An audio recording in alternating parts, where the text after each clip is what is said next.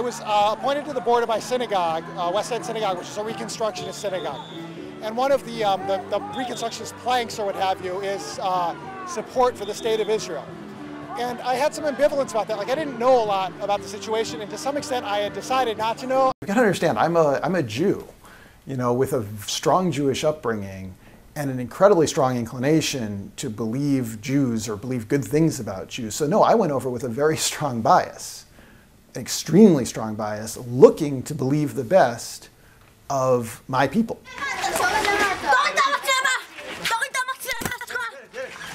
So these are the joyous young settlers. There's me with the hat.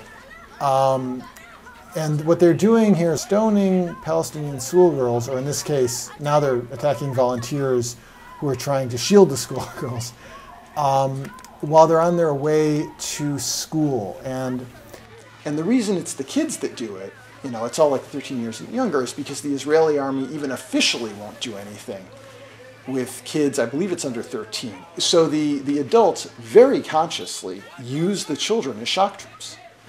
And I actually had a settler from Hebron confirm this to my face.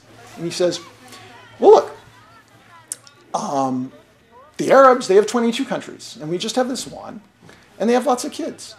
So if we don't do something, then by purely democratic means, they will take over the country. So we have to drive them out. So we teach the kids to stone them and abuse them and whatever else we can do. You know, we're not going to kill anybody who's willing to leave on their own.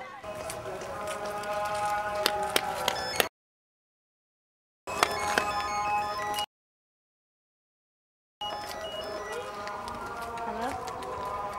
Hey! What? Did you get him? Did you get him doing it? Yeah.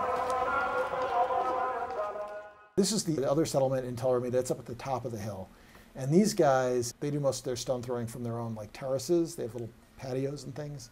And they throw down at the Palestinian houses below them and things like that. And when this started, when the settlers moved in, 10 years probably before this was shot, maybe a little bit more, there were some 600 Palestinian families living in this neighborhood. When this is being shot, I think it was down to about 100.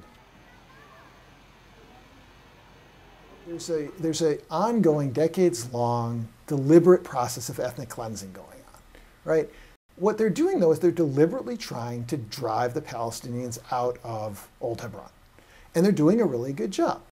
So I come back and I start, you know, telling people what I've seen, and I blog and things like this, and people are furious. And this is when I start getting really depressed, because I realize that actually, this isn't about people not knowing what's going on. This is about people having decided not to know what's going on. And it's not about the settlers, and it's not about the soldiers. It's about the Jewish people as a whole, with exceptions, but there are exceptions. And you know, and I very quickly become persona non grata for a substantial segment of the congregation.